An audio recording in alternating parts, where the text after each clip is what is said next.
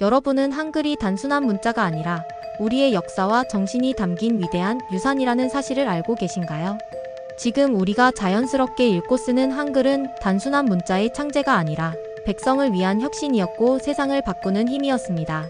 그리고 이 한글이 더 널리 퍼지고 발전할 수 있었던 것은 바로 인쇄기술과 함께 성장했기 때문입니다. 1443년 세종대왕께서는 한글 창제를 결심하셨습니다. 당시 조선은 한자를 공용 문자로 사용하고 있었지만 한자는 배우기가 매우 어려웠습니다. 양반 계층이 아닌 일반 백성들은 한자를 배울 기회조차 없었고 글을 읽고 쓰는 능력이 없는 사람들은 자신의 생각을 표현할 수도 없었습니다. 법과 제도는 한자로만 기록되었기에 백성들은 나라의 중요한 소식을 쉽게 접할 수 없었습니다. 이러한 현실을 안타깝게 여기신 세종대왕께서는 모두가 쉽게 익히고 사용할 수 있는 문자 훈민정음을 창제하셨습니다. 한글은 단순하면서도 과학적인 원리를 가진 문자였습니다. 사람의 다른 기관을 본떠 만든 장과 천하늘, 직당, 인사람을 형상화한 모음은 체계적으로 조합되었고 이는 세계의 어떤 문자보다도 논리적이고 혁신적인 구조를 가졌습니다. 그러나 한글이 창제되었다고 해서 곧바로 널리 사용된 것은 아니었습니다. 한자는 오랜 기간 동안 조선 사회에서 권력과 학문의 상징이었기에 일부 사대부들은 한글을 천한 문자라며 무시했습니다. 한글을 공식적으로 사용하는 데에는 오랜 시간이 필요했고 한글이 대중화되는 데에는 중요한 계기가 필요했습니다. 그 계기 중 하나가 바로 인쇄기술과 한글의 결합이었습니다. 조선은 세계에서 가장 앞선 금속 활자 인쇄술을 보유하고 있었습니다.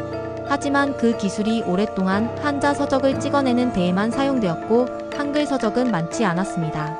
그러나 19세기 말 서양 문물이 들어오고 근대화가 진행되면서 한글을 사용한 신문과 서적이 등장하기 시작했습니다. 한글은 이제 더 이상 일부 사람들만 쓰는 글이 아니었습니다. 인쇄기술의 발전과 함께 한글은 점점 더 많은 사람들에게 퍼져나갔고 이제 누구나 글을 읽고 쓸 수 있는 기회를 얻기 시작했습니다. 이것은 단순한 변화가 아니었습니다. 글을 읽고 쓸 수 있다는 것은 곧 새로운 세상을 경험하는 것이었고 한글은 국민 모두에게 지식과 소통의 문을 열어주었습니다.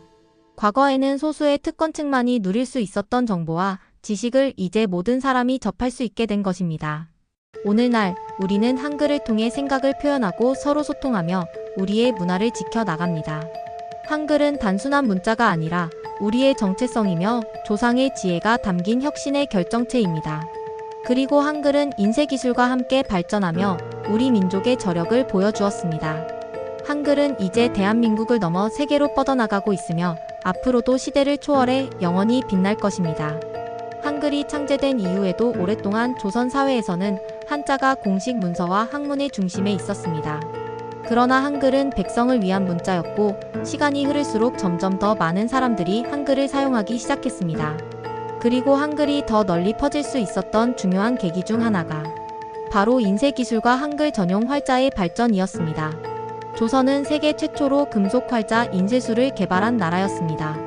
고려 시대부터 이미 직지심체유절과 같은 금속 활자본이 만들어졌으며 조선에 들어와서 더욱 발전하였습니다.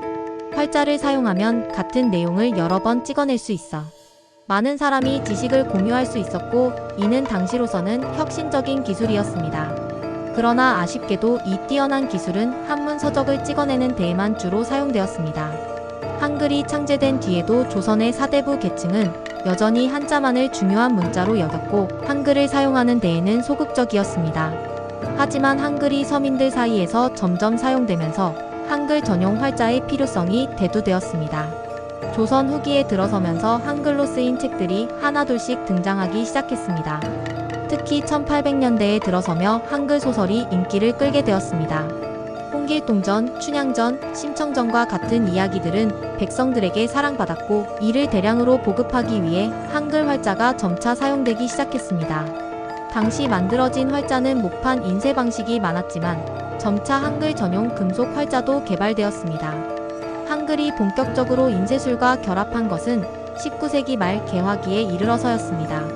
이 시기에는 서양 문물이 들어오며 신문과 출판이 활성화되었고 이때부터 한글을 이용한 출판물이 늘어나기 시작했습니다.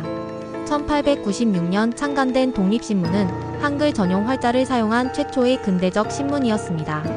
독립신문은 당시 일반 백성들도 쉽게 읽을 수 있도록 모든 내용을 한글로 표기했고, 이를 통해 더 많은 국민들이 사회와 정치 문제에 관심을 가질 수 있도록 도왔습니다. 이후 신문뿐만 아니라 교과서, 소설, 잡지 등 다양한 인쇄물에서 한글 활자가 사용되기 시작했습니다. 한글은 더 이상 일부 백성들이 몰래 사용하는 글이 아니라 대중이 지식을 얻고 정보를 공유하는 공식적인 문자로 자리 잡아갔습니다. 그리고 1894년 가보개혁을 통해 한글이 공식 문자로 인정되면서 한글의 인쇄 기술은 더욱 발전할 수 있는 기반을 갖추게 되었습니다. 한글 활자의 발전은 단순한 기술의 변화가 아니었습니다. 이것은 문자에 대한 인식의 변화이자 더 많은 사람들이 글을 읽고 지식을 습득할 수 있는 기회가 열린 순간이었습니다. 과거에는 일부 양반층만이 글을 읽고 학문을 배울 수 있었다면, 이제 한글 활자를 통해 누구나 신문을 읽고 책을 통해 새로운 지식을 얻을 수 있게 되었습니다. 그리고 이 변화는 대한민국이 근대화로 나아가는 중요한 발판이 되었습니다. 한글 인쇄술의 발전은 단순히 활자의 개량이 아니라 국민 모두가 교육받고 정보를 접할 수 있는 길을 열어준 혁명이었습니다. 한글이 활자로 찍혀 전국 곳곳에 퍼져나간 순간, 대한민국은 새로운 시대를 맞이하게 된 것입니다. 한글은 인쇄 기술과 결합하며 널리 보급되었지만 여전히 글을 빠르게 기록하는 방법에는 한계가 있었습니다. 한자를 사용하는 중국이나 일본에서는 비교적 이른 시기부터 타자기가 개발되었지만 한글은 구조가 달랐기 때문에 기존 타자기 방식으로는 효과적으로 입력할 수 없었습니다. 그러나 우리는 이 문제를 해결하기 위해 또 한 번 혁신을 이루어냈습니다. 한글 타자기의 등장은 한글 기록 방식의 혁명을 가져온 사건이었습니다. 기존의 글을 기록하는 방식은 붓과 펜을 사용하는 것이었지만 이는 속도가 느리고 대량 문서 작업에 적합하지 않았습니다. 서양에서 타자기가 개발된 후 한글도 타자기로 입력할 수 있도록 연구가 시작되었습니다. 그러나 영어처럼 자판을 단순히 배열하는 것이 아니라 자음과 모음을 조합해야 하는 한글의 특성상 기존 타자기 방식은 적합하지 않았습니다. 그럼에도 불구하고 한글을 더 빠르고 효율적으로 기록하기 위한 연구는 계속되었습니다. 1914년 마침내 공병우 박사가 세벌식 타자기를 개발하면서 한글 입력 방식은 새로운 전환점을 맞이하게 됩니다.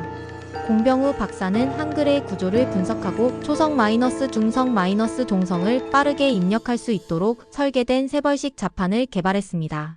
이 방식은 속도와 효율성이 뛰어났으며 한글의 원리를 가장 잘 반영한 혁신적인 타자기였습니다.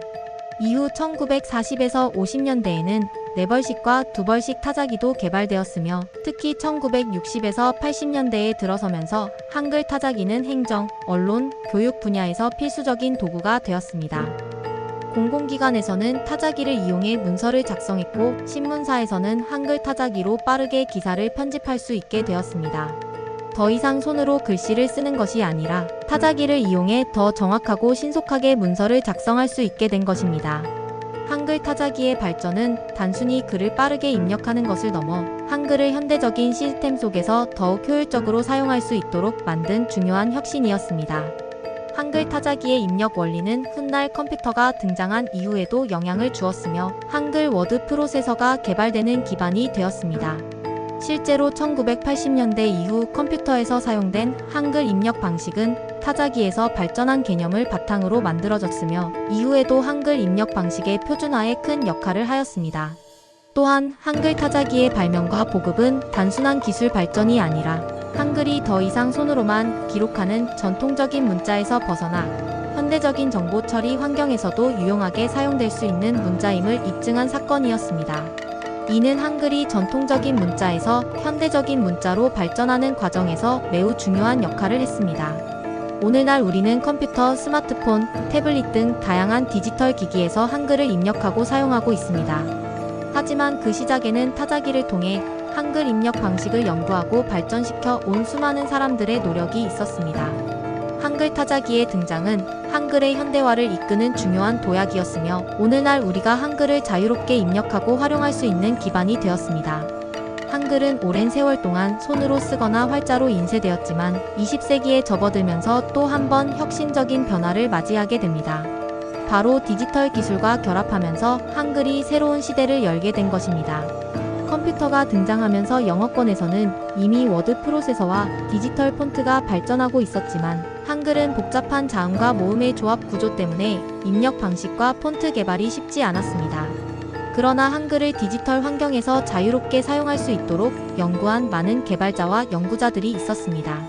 그 결과 1989년 아레아 한글의 탄생은 한글 워드 프로세서 시대를 여는 혁신적인 사건이 되었습니다. 아레아 한글은 처음으로 한글을 컴퓨터에서 체계적으로 입력하고 문서를 작성할 수 있도록 만든 프로그램이었습니다. 이전까지는 영어 기반의 워드 프로세서에서 한글을 입력하는 것이 매우 불편했지만 아레아 한글이 등장하면서 한글을 디지털 환경에서 자연스럽게 활용할 수 있게 되었습니다. 이로 인해 학교, 기업, 공공기관에서도 한글 문서를 컴퓨터로 작성하는 것이 일반화되었으며 이는 대한민국이 IT 강국으로 성장하는 데 중요한 역할을 했습니다. 한글 폰트의 발전도 디지털 시대의 중요한 변곡점이었습니다. 초기에는 몇 가지 제한된 폰트만 사용되었지만 컴퓨터 기술이 발전하면서 다양한 한글 폰트가 개발되었습니다. 명조체, 고딕체뿐만 아니라 감성적인 손글씨 폰트, 현대적인 디자인 폰트 등이 등장하면서 한글의 표현력은 더욱 풍부해졌습니다. 특히 모바일 기기와 웹 디자인이 발전하면서 가독성이 뛰어나면서도 미적으로 아름다운 한글 폰트가 각광받게 되었습니다. 오늘날 우리는 스마트폰, 태블릿, 노트북 등 다양한 디지털 기기에서 한글을 자유롭게 입력하고 활용하고 있습니다. AI 기술과 접목된 한글 필기 인식 시스템, 음성 입력 기능 등이 발전하면서 한글은 더욱 편리하게 사용할 수 있는 문자로 자리 잡았습니다.